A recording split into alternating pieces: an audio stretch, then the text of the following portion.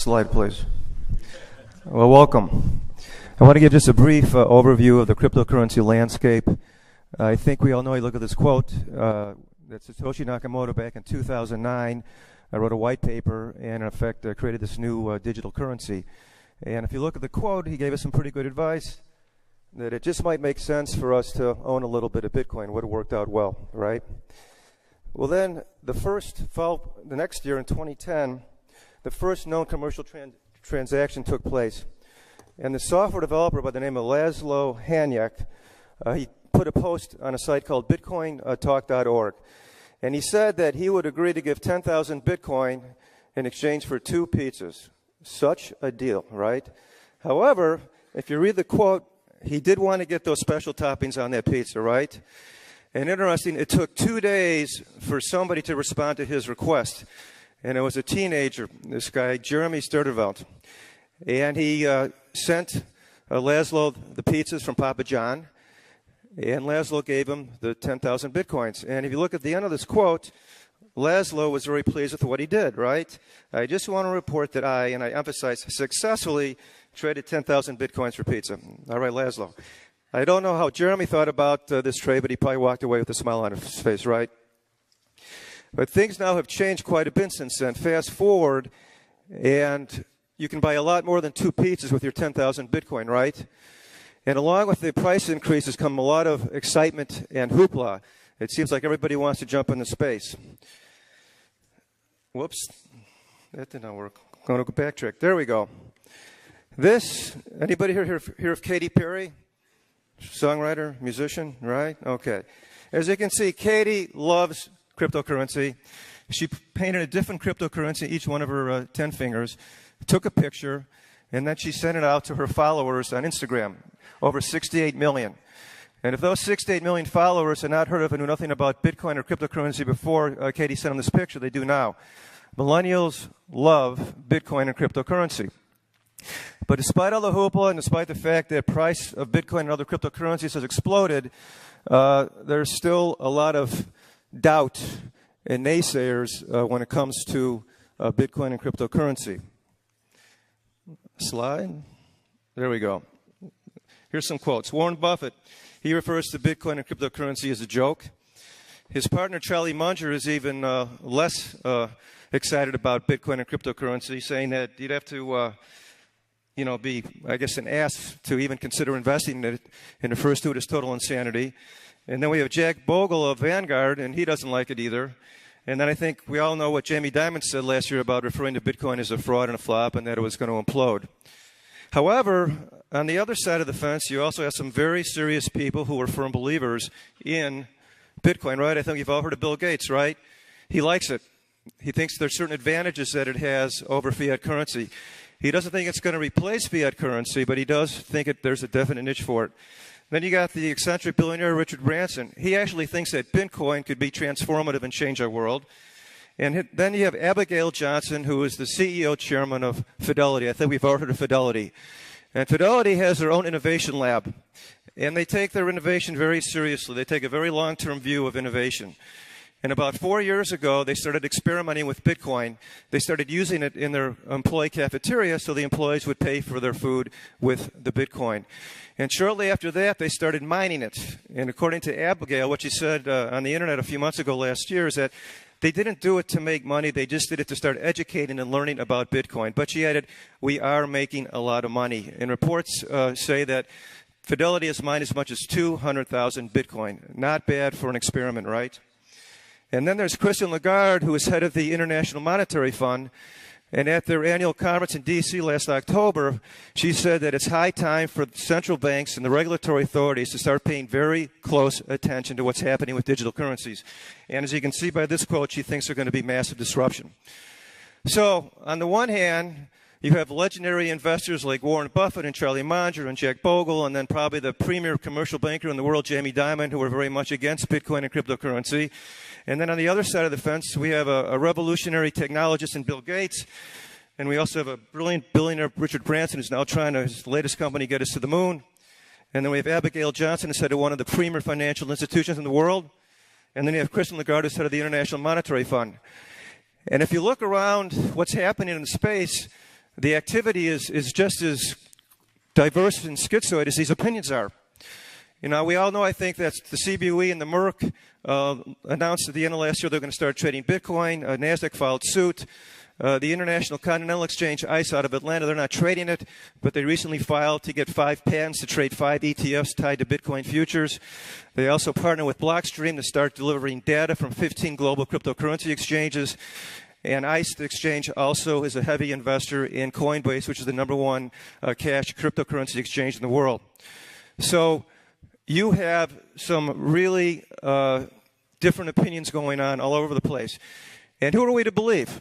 I mean, who do you think we should listen to? It's hard to say, right?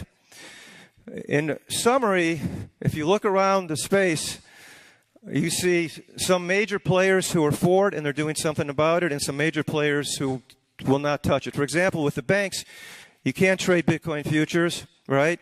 And just recently they announced that you cannot use your credit cards to purchase Bitcoin or cryptocurrency. It's the first time I heard of a bank told me that I can't buy something that's not illegal. So, in review, it's kind of like the Wild West out there, right? The regulatory environment's up for grabs. There's minimal institutional involvement. And hacking remains a very serious problem. That exchange in Japan just got hacked for about $500 million. So I hope you're as eager as I am today to listen to our experts and get their take on it. Do they think that Bitcoin and cryptocurrencies are real? Do they think they have a future? What does that future look like? And what do they think the challenges and the risks and the opportunities to profit for it are? Thanks for coming, and I hope we all walk away today with a little more information and education than we did when we first walked in. Have a great day.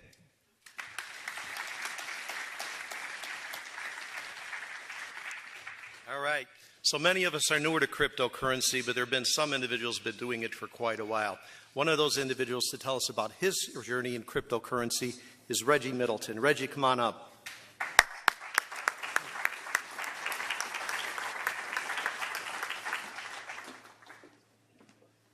Hello, everybody. Can you hear me? Yes? Okay. So I want to go over my journey to cryptocurrency, but I want to address the question that you asked.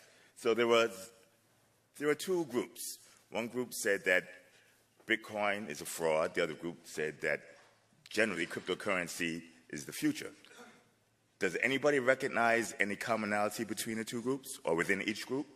The first group that says it's a fraud, it's fake, etc., all have something significant to lose if distributed ledger technology takes over.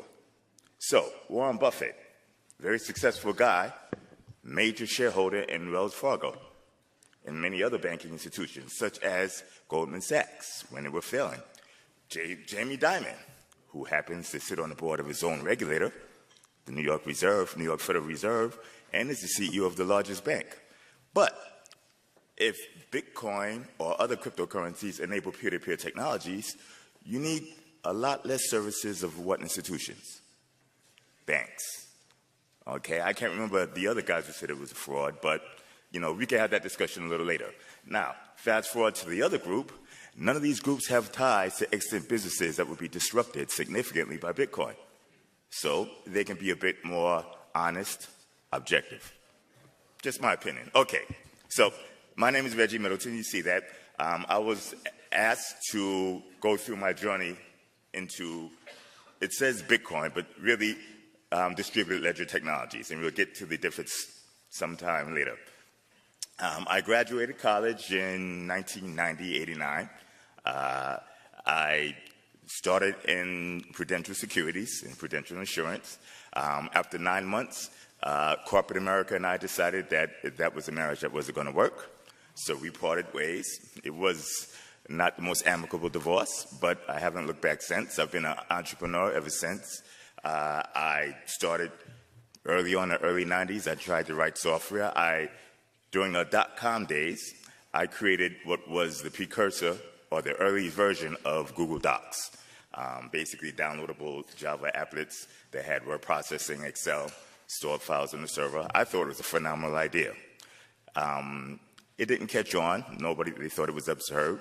But Bikini.com got a $30 million buyout offer. So that was a very early lesson that marketing means a lot. Okay? Now, fast forward 20, 25 years, Google Docs is second only to Microsoft Office, and many high school kids actually use Google Docs over Microsoft Office. So, second lesson, timing means everything, okay? And marketing means a lot. After the dot-com bubble, after the dot-com bubble burst, I started investing in real estate right around 2000. I'm from New York. I'm a New Yorker. I concentrated in downtown Brooklyn. That's a very interesting area where there was massive gentrification. So you had higher income earners moving in. That gave you a fundamental reason for higher prices. And at the same time, you also had easy credit. So you had a double push upward. That easy credit turned into very easy credit, then it turned into a bubble, which then turned into 1 + 1 = 196. Okay? I wanted to gather a portfolio of real estate and basically make that a capital asset for my family to live off of. But I'll be honest, I'm not that good at math. Even with my mathematical deficiencies, I know 1 + 1 doesn't = 196. Does it? Oh, you scare me. You're delaying. Does it? Okay. Oh, Northwestern, brush up on your math, okay? So I decided to sell off the real estate portfolio, and the last one that wasn't tied up in litigation I got rid of in the first half of 2006 in the New York area, and everybody knows real estate is very geographical and local, okay? The second half of 2006, the bottom fell out. Now, it looked like I was a genius, but I wasn't. I wasn't even good at math. I just know what? 1 + 1 = 196, okay? I had a daughter. I took about a year off, but in the meantime, I said, there's another money opportunity here. I can short each and every single company who ever did business with me doing real estate. That would be insurance companies, brokers, mortgage companies, commercial banks, investment banks that did wholesale credit lines, everybody. And why would I short them? Because 1 + 1 = 196. It doesn't even equal 6. I heard it equals 5, but, whatever. So I went to go short them. I wanted to create a hedge fund. I spent a lot of money with big, overpriced, expensive midtown law firms to come up with hedge fund papers. But during that time, there was a bubble in the hedge fund industry. When that popped, you had a perverse incentive, basically. The better you did in making money for the clients, the faster they took money out of your hedge fund. Why? Because they were losing money everywhere else. The Miami condo market collapsed. Everything was collapsing. Equities, this is when the market really started to crack, right about 2007. So my hedge fund aspirations didn't really pan out. But at the same time, we can't market the hedge fund directly. At least back then you couldn't. But I wanted to market myself as an individual. I didn't take the typical route to hedge funds. I'm not a Harvard Business School graduate. I didn't work on Goldman Sachs prop desk. I talk, act, walk differently from most other aspiring hedge fund managers. So I started writing a blog. I wrote on Neil Rubini's blog, one of the naysayers up there. We're both New Yorkers. I developed a decent following, and I was told you should start your own blog. So I did that, and I basically went through fundamentals. I'm the type of guy where I take a balance sheet and I read it. Assets minus liabilities equals equity. Or 3 - 2 = 1. And then I'm reading these balance sheets and I see 3 - 2 = 74. Not good at math, right? But there's something wrong there. So knowing what went on in my real estate investment days, and knowing that 3 - 2 doesn't equal 74, I think it equals like 19, something like that, close to it. These are jokes, so audience participation help me out. Okay. I said, we should short some of these guys. So in going through the fundamentals, I started getting a lot of attention, and people were getting very belligerent for opinion. And it was, getting calls at 2, 3 in the morning, people ferreting out my phone number, wherever they get it from. And I felt uncomfortable. So the best way to get somebody to leave you alone is what? This audience participation. Somebody. Ask for money. Exactly. So I'll put a paywall up, crickets, right? Slept through the night, nobody bothered me. In about 3 days, I got a call. It was Morgan Stanley's, I think, strategic prop strategy desk or something like that. and they say, if we wire you $10,000, will you let 3 of our traders into your blog? No, of course I will. What kind of question is that, right? The best way to make friends is give people money, right? I had a sunk cost. I had a team of analysts that worked strictly for me. I never trusted sell-side research. I'm going to be blunt. Sell-side research is not research. Sell-side research is sell-side bank marketing and inventory control management. And that's a fact. You just take sell-side research, and then you market the market and take a look at its performance compared to almost any benchmark, and you'll see that it really doesn't do all that well, despite the fact sell-side research is still issued by banks. So I decided to do my own research with my own analysts. If they're wrong, they're wrong. If they're right, they're right. If 1 + 1 really equals 193, at least they made a mathematical error, right? And not an error born out of other reasons. We're not going to get into that. So having these research analysts was a sunk cost. Having somebody willing to pay to get in the blog at least offset $10,000 of that cost. So I was writing the blog. I got the $10,000. A day or two later, another phone call. A day or two later, more emails. And that's how Boom Bust Blog came into play. To my knowledge, it was the first blog that was actually commercial and was able to charge for content, and it charged real dollars over from 2007 to about 2014. So 7 years strong. During that time, we had a few decent calls. I called the fall of Bear Stearns about 4 months before they collapsed. Called Lehman Brothers about 6 months before it collapsed. I called a local favorite, GGP, General Growth Properties, made it very clear that they'd most likely be bankrupt. They lasted about a year and change. Now, thank you. A lot of these calls, remember, I was an entrepreneurial investor, so I invested my own capital, and if I'm wrong, I'm the one that lost money. To give you an example of the opportunity at hand that I saw, I paid on average about 25 cents a contract for the puts on Bear Stearns. I bought them way out of the money. They were underpriced. Bear Stearns still had an investment grade rating, trading somewhere between 90-something and $130. I loaded up on them, at least for a small-time guy like me, maybe $6,000 worth or $9,000 worth. So I was going to pick up my kids from their mother-in-law one day, and I had a Windows phone. And I looked at the Windows phone, and I saw like a bunch of zeros. So the first thing that came to mind was what? Damn, Windows, buggy, all these, you know. So I'm rebooting the phone. Every time I reboot it, more zeros would pop up. I tried it again. This time when it popped up, the news came up and said Bear Stearns had blah, blah, blah. I'm like, oh, finally. From that on, it was gravy. I stacked up on out-of-the-money puts in all these banks, insurers, real estate companies, and as they blew up, 1 + 1 started to equal 2. 1 + 1 equals 2. That margin compression, it was not even margin compression. They didn't really have margins because the balance sheets were inverted, turned upside down. It made me look very good. It made me look smart. But I wasn't smart, simple arithmetic. So going past all that, and we had a lot of calls, maybe about 86 calls, not just the fire industry, which is finance, insurance, and real estate. I called the rise of Google. I called the fall of RIM, which was Research in Motion, which is now called BlackBerry. I called the big hiccups in Apple and the European debt crisis, sovereign debt crisis. That was also 1 + 1 = 219. And now they have negative interest rates, which of course is supposed to work because when you borrow money, I have to pay you for the privilege. So I have a feeling that's not going to turn out well, but we shall see. In 2011, one of my advisory clients said, you should check out Bitcoin. I'm like, yeah, whatever. I'm starting to sound like these guys, whatever. 2012, they asked me to do it. In 2013, a few of the clients asked. So I looked into it, and I do media a lot. You know, if you do a search on my name, to CNBC and, you know, Bloomberg, et cetera. And I realized that the model in mainstream media is not necessarily research-driven. They have a different business model. They need impressions. So I said, when I'm going to do research, I'm going to use only primary sources. So I went straight to the Bitcoin Wiki, went straight to the Bitcoin white paper. And the things that I saw make my jaw drop. In the Bitcoin Wiki, circa 2013, they had discussion on Bitcoin script, which is a simple programming language that allows you to program electronic money. Program it.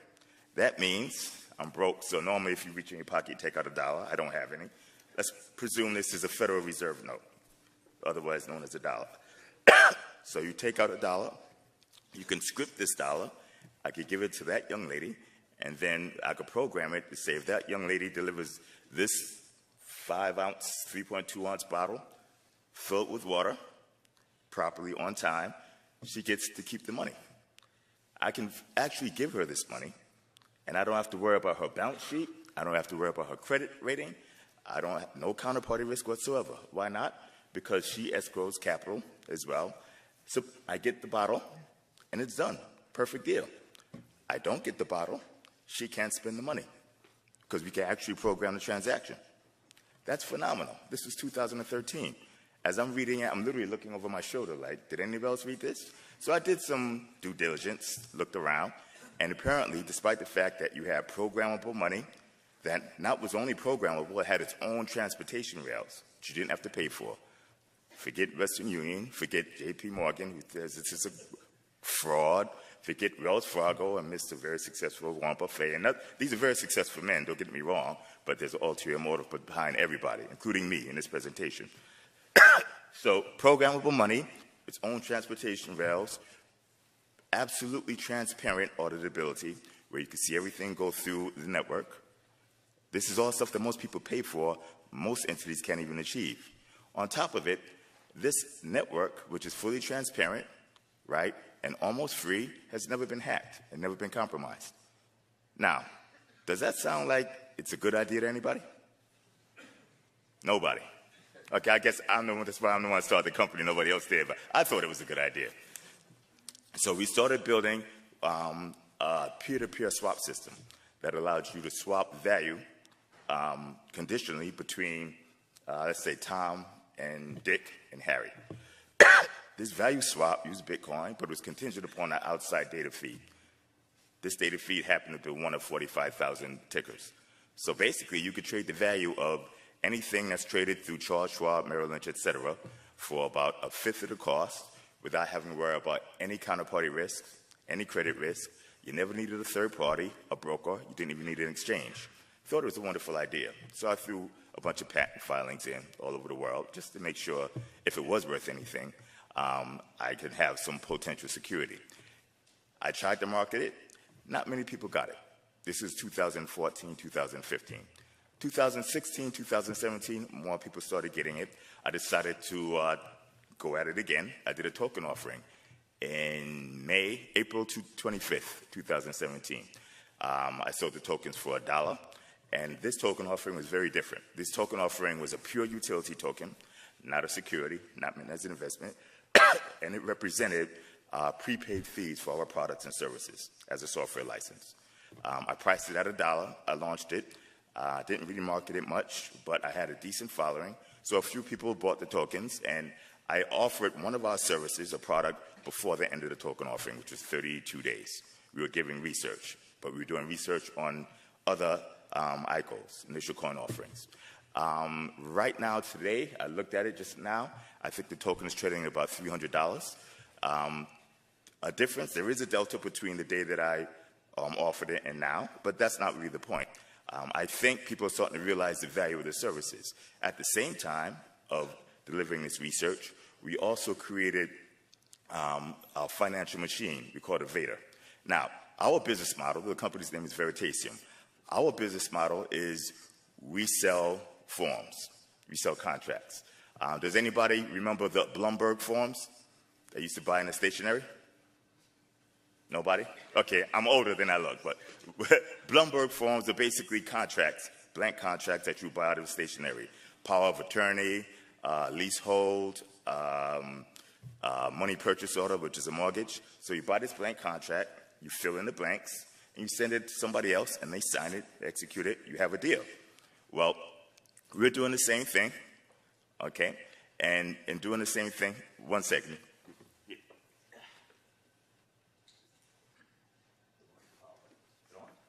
Okay. I want to do a video, my super selfie. So, Bloomberg had a very good business doing this. And the reason is, at the time when it got started, circa around 1930-ish, there was this wonderful technology that allowed rapid prototyping of these contracts. That technology was called the typewriter. Okay? The typewriter enabled very standardized forms to be produced very quickly and copied. We're in the exact same business. We're creating contracts, blank contracts, that we sell. Our technology, our enabling technology, is not the typewriter. It is the blockchain and distributed ledger technologies. Now, our contracts are not written on paper. They're written in computer code. And because they're written in computer code, they do something very, very different. We take a contract, give you a blank contract. We say, you want to gain exposure to our research. Our research says, go long on Populous. Populous is a token offering that basically finances, it does factoring. It finances factoring. So it allows everybody in this room and everybody from around the world to participate and buy invoices from small and medium companies. Currently, that's a business that's controlled by a small handful of private equity firms, maybe a bank or two. If you want to sell your factor, you want to sell your invoices, you have maybe one or two entities to choose from, which means you're going to pay a lot. Now you can sell to 100, 200, 300,000, a million people from around the world. Much more liquidity, much better pricing. We take this, okay, and we actually allow you to purchase exposure to this by filling out the contract. You fill in the blanks, you sign it, you send it to the blockchain. These contracts can now hold capital, and that capital is exposed to Populous. If Populous goes up in value, then your account goes up in value. If Populous goes down in value, it goes down. This sounds an awful lot like a private equity fund, or a hedge fund, or a venture capital fund. And it is a lot like it, except for several major facts. Number one, we never custody assets. We never hold it. Because of the blockchain, you're always in control of your assets unless you voluntarily give it to a contract. Number two, there is no asset manager. It's simply the contract and research. You're buying research, and these research is simply being dynamically applied. Number three, which is the result of number two, with no asset manager, you don't have to worry about someone running to buy an Azimut yacht based on the fees that they charge you. A typical fund that's successful may have a 12% return, and out of that 12%, they charge 7% in management fees. Over 50% of the money that you made went to compensate the employees of the fund. If you take a typical investment bank that has many services like this, they charge anywhere between 40% and 60% of gross revenues as compensation. That's a lot. As a matter of fact, the finance industry is the only industry that I know of where the owners of the company make less than the employees of the company. So what happens if you take these dynamic contracts, a Bloomberg form, you put them, instead of putting them on paper, you make smart contracts out of them in computer code, and then you program them to cut the margins of the most profitable industry in the world and automate it. And at the same time, eliminate counterparty risk, eliminate credit risk, create trust, make it transparent, and make it automated. Sounds like a big deal? Does anybody not understand? Because half of this is going to be Q&A, but does anybody not understand what I'm saying? Raise your hand. So I'll try it again. Okay, so since we're all in agreement, and this sounds like it's a big deal, take a look at that first list. And the people who said that Bitcoin and cryptocurrencies, etc., are a scam, doesn't make money, etc., doesn't make sense. What it does is it is designed in the right hands to purposely cut the margins out of every fat margin industry in the world, starting with finance. Finance is low-hanging fruit. Why? Because between 30 and 60% of gross margins goes to compensation. The guys get paid too much, right? And they don't add requisite value. From an economist's perspective, that's called economic rent. There's a fire at the door, and you can see the fire raging, starting here. That hot guy right there, that's a joke, okay? That hot guy catches on fire because he's so hot, screen bursts into flames, this whole auditorium starts running for that door, 2 doors. But somebody wisely purchased a 3-foot piece of land right in front of the door. You have to pay him $30,000 in cash or $100,000 in credit, in case you have any cards. He doesn't care that it's burning, but he did happen to purchase that 3-foot strip of land in front of the door. He's charging economic rent. He's charging more, right, in cost than he's providing natural value. What these cryptocurrencies do, I'm going to stop pushing my particular firm, what cryptocurrencies allow you to do is it allows you to circumvent that middleman that doesn't add value, and you can walk around him, and you don't have to pay the 100, 300,000, etc. That is monumental.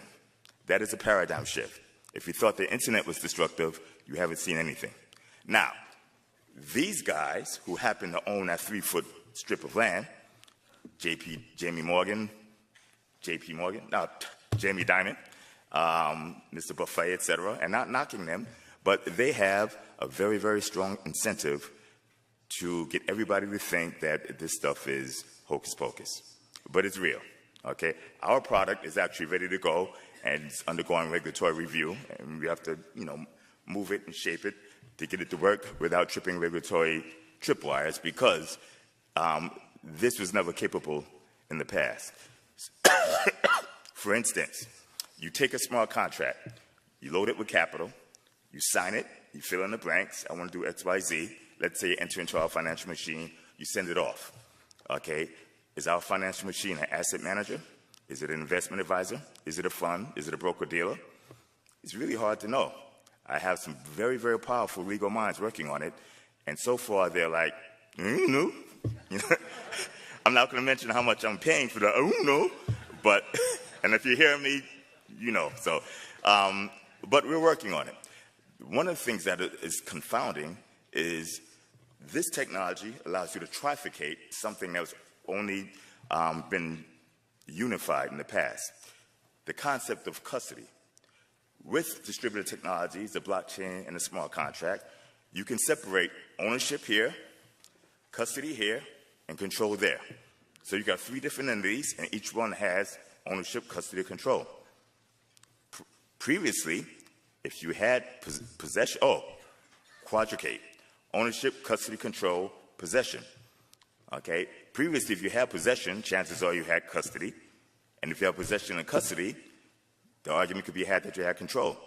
Now, I can give you physical custody of the assets, but with a multi-key transaction, multi-sig transaction, actually give control to somebody else that holds 2 or 3 keys or M of N keys. Okay? I can give possession to somebody else, so you have control, possession, custody, etc.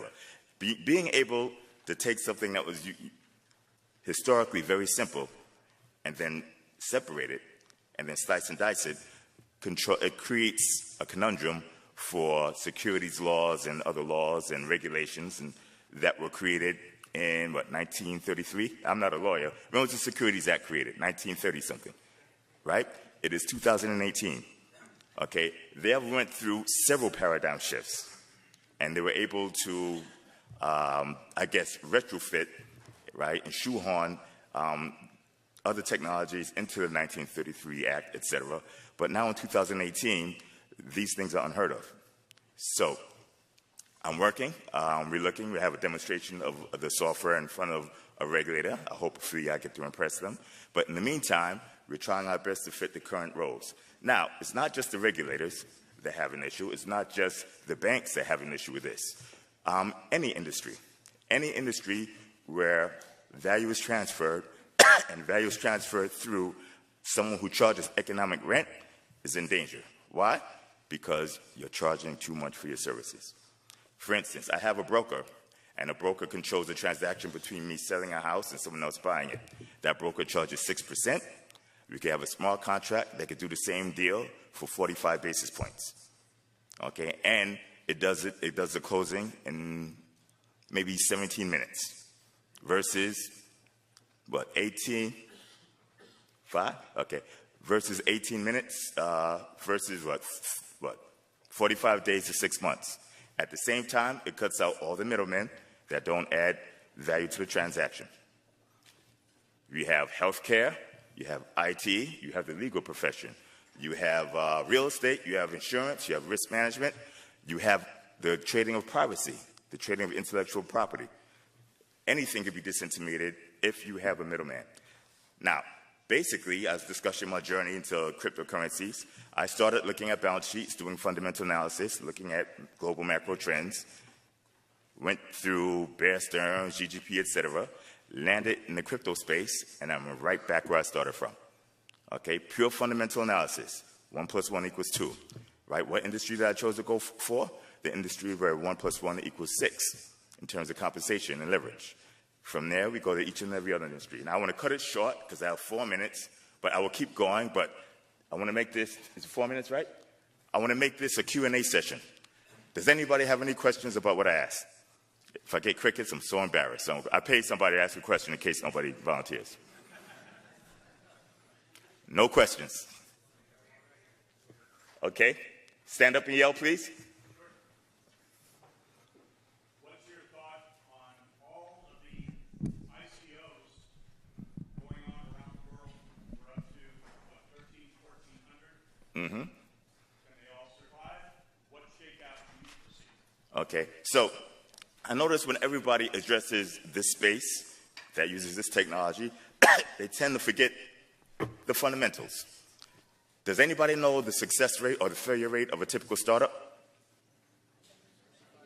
What is it? 80%. That's over the first year. Go 5 years, I think it drops to about 92%. Okay? ICOs are just like any other startup. They, at one point, have a freer flow to capital. That's a good thing. Okay? Believe it or not, no venture capitalists want to finance our operation, despite my very strong track record, despite a very good idea, despite patent filings that I think beat every major investment bank and technology firm. Nobody wanted to bankroll us. We are the first ones to have a workable product out that I know of, but there were things beyond actual fundamentals, I think, that prevented them from financing us. That's a big plus. There's going to be at least an 80 to 93% failure rate in ICOs. That has nothing to do with the fact that they're ICOs. It has to do that they're startups. So the answer to that question is the answer to the question to every other question on startups. Any other questions? Yes. Do you have a state that you see is most friendly to this industry, and why do you feel that state is most friendly to this industry? I think that depends on your business and your business model and the industry. It differs. Delaware, I think, is very friendly because, A, Delaware has very, very deep case law and precedents. And 2, Delaware has made equities legal and recognizable on the blockchain. That's very, very important because now a smart contract has the same standing, I'm not a lawyer, of course, but to my knowledge, as a paper legal contract.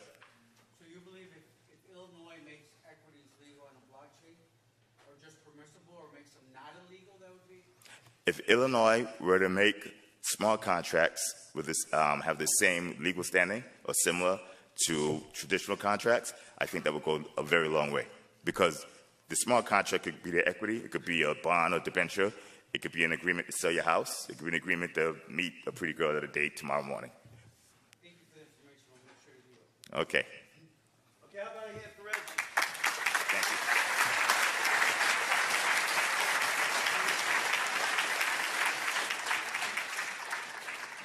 You know, one of the great things about being able to work with people in the field is get their perspective, but then also in a university environment. So our